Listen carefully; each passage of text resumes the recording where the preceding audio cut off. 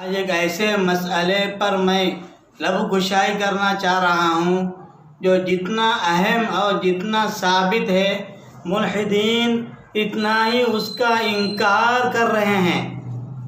وہ ہے مسئلہ تراویح۔ تراویح یہ تربیحتن کی جمع ہے، جس کے معنی ہے آرام کرنا، اور تراویح جمع منتہی الجموع کا صیغہ ہے، معنی ہے کہ 3 سے زائد مرتبہ آرام کرنا۔ اصطلاحی تعریف علامہ ابن قدامہ رحمۃ اللہ علیہ المقنع جلد نمبر 1 صفحہ نمبر 187 پر لکھتے ہیں کہ ثم التراویح وهي 20 رکعة يقوم بها في رمضان في جماعة ويوتر بعدها في جماعة، یعنی پھر تراویح ہے وہ 20 رکعت ہے جو رمضان میں جماعت کے ساتھ قائم ہوتی ہے، اور اس کے بعد وتر بھی جماعت کے ساتھ پڑھی جاتی ہے۔ عرف عام میں غیر مقلدوں کے پیشوا، حقیقت میں نفس پرستوں کے پیشوا حافظ عبداللہ غازی پوری جامع رکعت التراویح کتاب میں لکھتے ہیں کہ تراویح وہ نمازیں جو عشاء کے بعد پڑھی جاتی ہے۔ جب آپ کو تراویح کی تعریف معلوم ہو گئی کہ تراویح کس کو کہا جاتا ہے، تو میں اب آپ کو اصل مسئلے کو پیش کرنے سے پہلے ایک ایسا اصول بتانا چاہتا ہوں جو اصول تمام محدثین اور فقہا کے پاس متفق علیہ ہے۔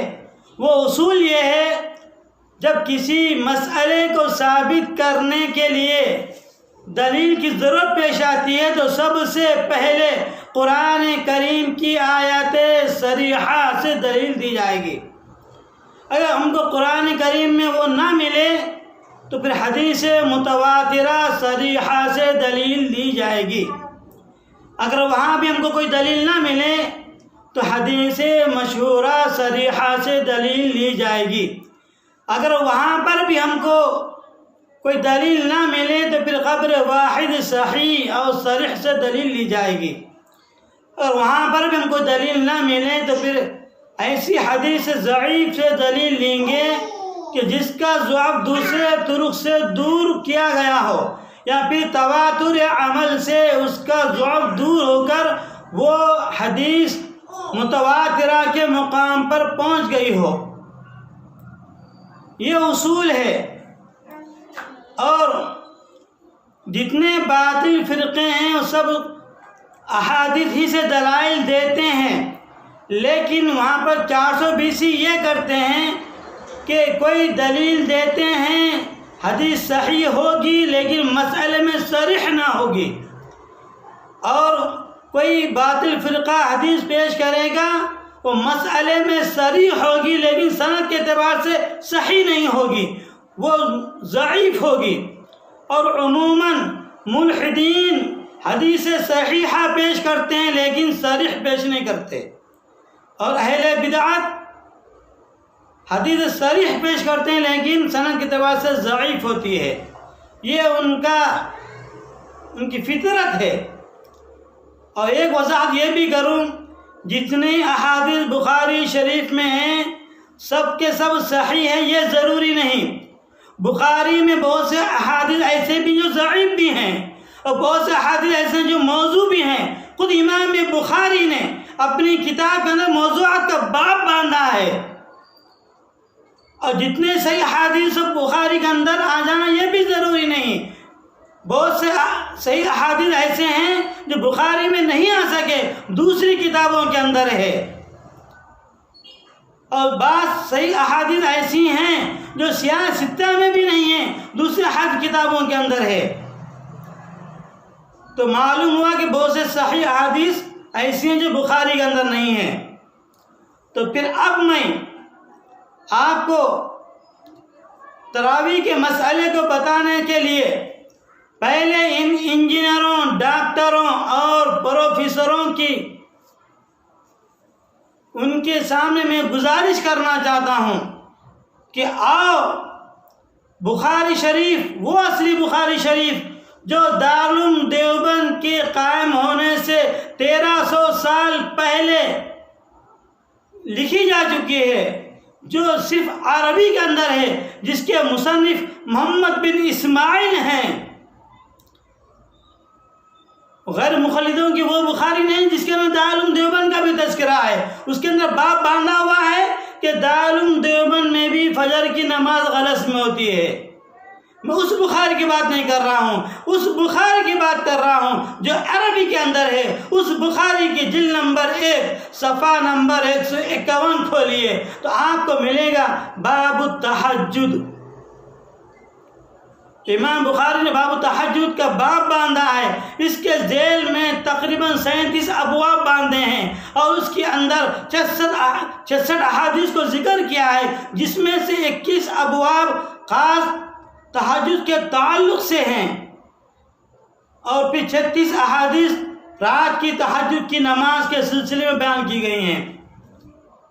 پہلا باب امام بخاری نے باندھا ہے باب التہجد، باب ومن اللیل فتہجد بہ نافلۃ لک۔ حدیث ابن عباس کی لے کر آئے ہیں کہ کان رسول اللہ صلی اللہ علیہ وسلم اذا اقام یتہجد بہ، قال رسول اللہ صلی اللہ علیہ وسلم ان الحمد للہ اللہم لک الحمد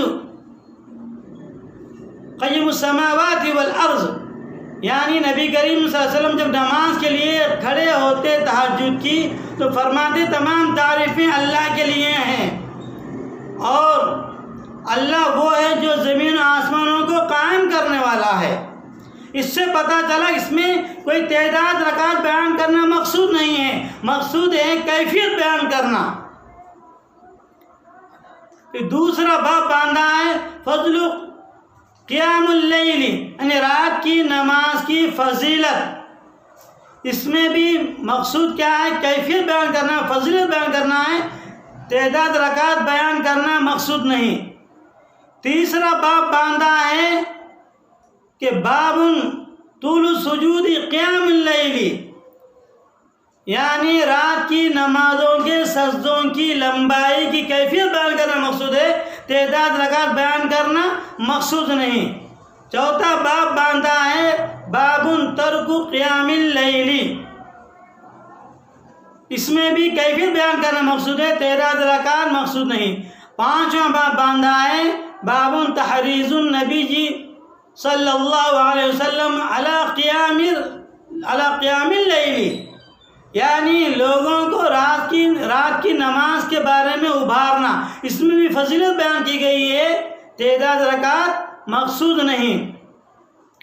چھٹا باب باندھا ہے کہ باب قیام اللیل قیام النبی صلی اللہ علیہ وسلم میں بھی کیفیت بیان کرنا مقصود ہے، تعداد رکعت نہیں۔ ساتواں باب باندھا ہے، اس میں ساتواں باب باندھا ہے کہ باب من نام عند السحر، اس میں حضرت داؤد علیہ السلام کی اس نماز کی کیفیت کو بیان کیا گیا ہے جو اللہ کو زیادہ محبوب ہے کہ داؤد علیہ السلام آدھی رات تک سو جاتے تھے، پھر اس کے بعد اٹھتے، پھر تیسرے پہر میں نماز پڑھتے، پھر چھٹے پہر میں پھر آرام فرماتے، ایک دن روزہ رکھتے، ایک دن افطار کرتے۔ یہ کیفیت بیان کی گئی، تعداد رکعت مقصود نہیں۔ آٹھواں باب باندھا ہے باب من تسحر فلم ینم حتی صلی الصبح، اس میں بھی کیفیت بیان کی گئی، تعداد رکعت مقصود نہیں۔ نواں باب باندھا ہے کہ باب طول الصلاۃ من قیام اللیل، یعنی رات کی نمازوں کی لمبائی، یہاں پہ بھی کیفیت بیان کرنا مقصود ہے، تعداد رکعت نہیں۔ 10واں باب امام بخاری نے باندھا ہے کہ کیف صلاۃ اللیل، کیف کان النبی صلی اللہ علیہ وسلم یصلی باللیل۔ امام بخاری بھی صوفی تھے، اس لیے ان کو بھی شاید کشف ہو گیا تھا کہ میری نام نہاد کچھ نافرمان اولاد آئے گی جو اس حدیث کے ذریعے سے 420 کرے گی. اس لیے امام بخاری نے دو مرتبہ تاکید کرتے ہوئے فرمایا کیف صلاۃ اللیل کیف کان النبی صلی اللہ علیہ وسلم یصلی باللیل. کیف دو مرتبہ ذکر کیا ہے تاکہ معلوم ہو جائے کمیت بیان کرنا مقصود نہیں ہے، کیفیت بیان کرنا مقصود ہے. کیا کیفیت ہے کہ نبی کریم صلی اللہ علیہ وسلم نماز کیسی پڑھتے تھے، کیسی لمبی ہوتی تھی، وہ بیان کرنا مقصود ہے. اس باب کی حدیث کے اندر ابن عباس کی حدیث ہے، اس میں 13 رکعت کا تذکرہ ہے. عائشہ کی حدیث ہے جس میں 7 رکعت 9 رکعت اور 11 رکعت کا تذکرہ جو ضمناً آیا ہے. مقصد تو 13 رکعت بیان کرنا نہیں ہے بلکہ کیفیت بیان کرنا مقصود ہے، کیونکہ باب سے معلوم ہو رہا ہے کیف صلاۃ النبی کیف کانت الصلاۃ کیف کان نبی صلی اللہ علیہ وسلم یصلی باللیل. کیف کے ذریعے سے بتانا مقصود ہے کہ نماز کی کیفیت بیان. سائل سوال کر رہا ہے کہ نماز کی کیفیت کیسی تھی، تو کیفیت بیان کرنا مقصود ہے، تعداد رکعت نہیں. اسی طریقے سے 11واں باب باندھا ہے قم اللیل الا قلیلا. اس میں بھی کیفیت بیان کرنا مقصود ہے، کمیت تعداد رکعت بیان کرنا مقصود نہیں. 12واں باب باندھا امام بخاری نے کہ عقد الشیطان علی قافیۃ الرأس، یعنی تہجد کی نماز چھوڑ کر جو سو جاتے ہیں ان کو شیطان کیسا کرتا ہے، کیفیت بیان کر رہے ہیں. اس طریقے سے 13واں باب باندھا ہے کہ بال الشیطان فی اذنیہ، جو نماز چھوڑ کر سو جاتے ہیں شیطان کیسا پیشاب کرتا ہے، کارن اس کی کیفیت بیان کرنا مقصود ہے، تعداد رکعت بیان کرنا مقصود نہیں. 14واں باب امام بخاری نے باندھا ہے 14واں باب امام بخاری نے باندھا ہے غالباً 14واں باب امام بخاری نے یہ باندھا ہے کہ من نام اول اللیل واحیا آخر اللیل واحیا آخرہ. کیا فرمایا امام بخاری نے کہ اس میں بھی کیفیت بیان کرنا مقصود ہے کہ پہلی رات میں سو کر کے آخر رات میں اٹھ کے جو نماز پڑھتے ہیں وہ کیفیت بیان کرنا مقصود ہے، کمیت تعداد رکعت بیان کرنا مقصود نہیں. اسی طرح امام بخاری نے 15واں باب باندھا ہے.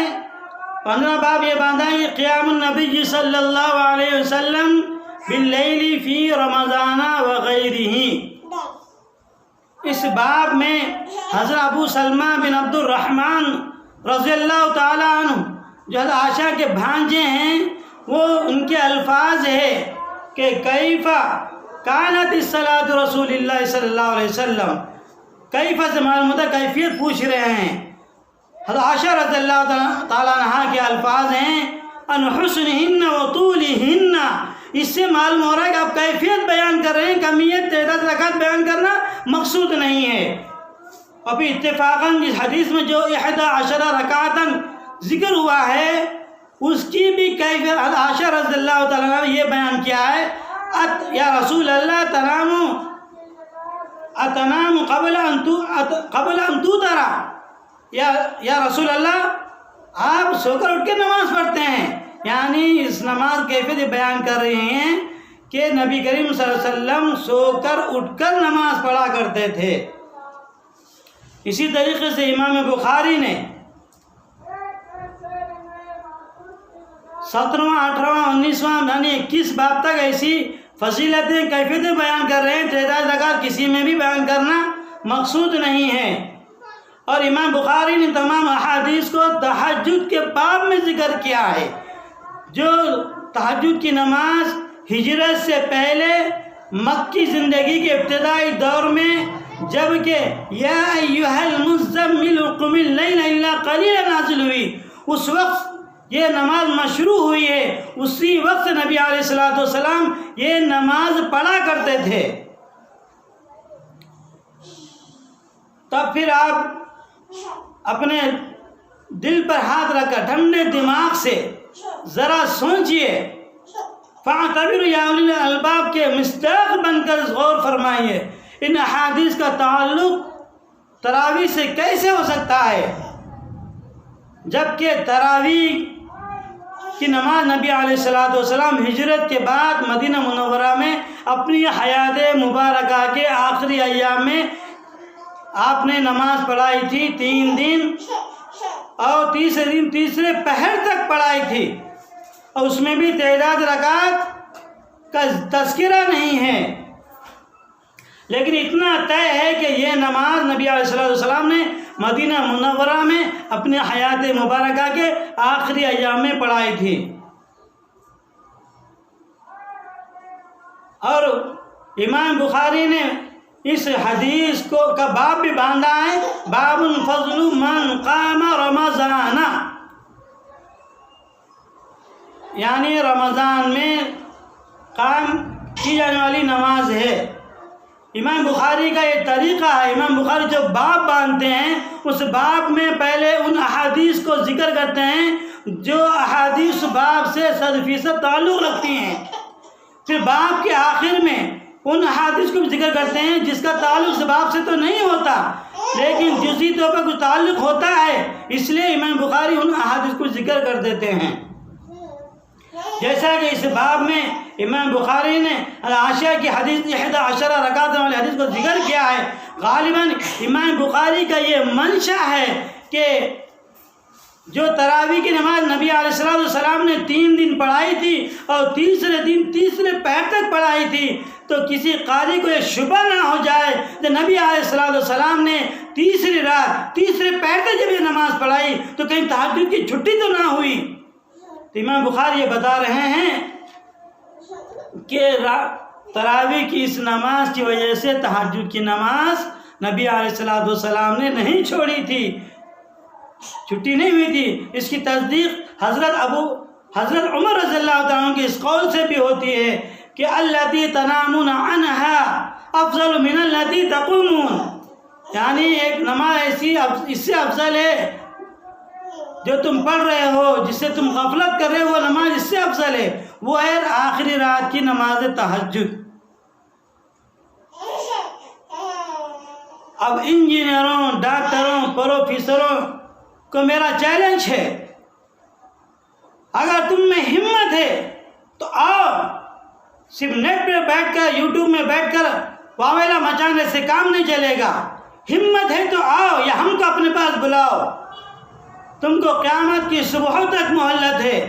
کوئی ایک ایسی ضعیف سے ضعیف حدیث کیوں نہ ہو، ایسی بیان کرو جو تراویح کے باب میں صریح ہو۔ کوئی یہ نہ کہے کہ جو نماز رمضان سے پہلے تہجد تھی وہی رمضان میں تراویح ہو گئی۔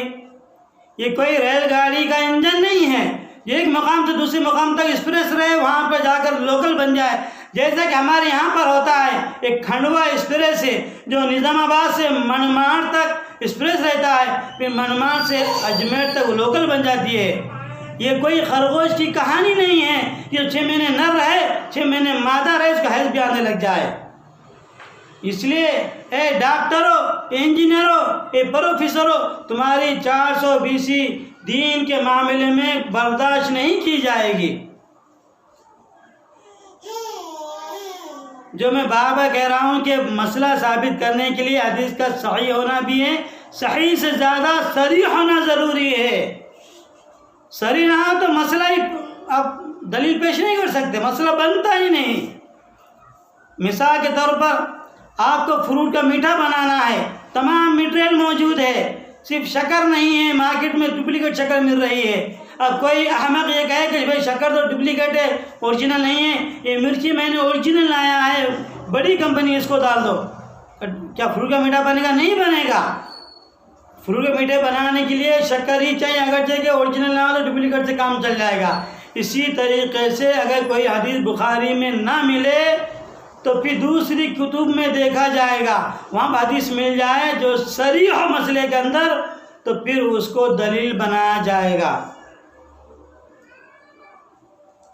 اب میں یہاں تک تو صرف بخاری کی وضاحت کروں تو بخاری کے اندر کوئی ایسی حدیث صریح نہیں ہے جو تراویح کو ثابت کرے، چاہے 1 رکعت ہو، 8 رکعت ہو یا 20 رکعت ہو، کوئی ایسی حدیث بخاری کے اندر نہیں ہے تو انجینئر تو بتا، ڈاکٹر تو بتا، پروفیسر تو بتا، لیکن یہ بات یاد رکھ، تو جہاں 420 کرے گا تیری 420 علماء دیوبند پکڑیں گے، تمہاری 420 دین کے معاملے میں نہیں چلے گی۔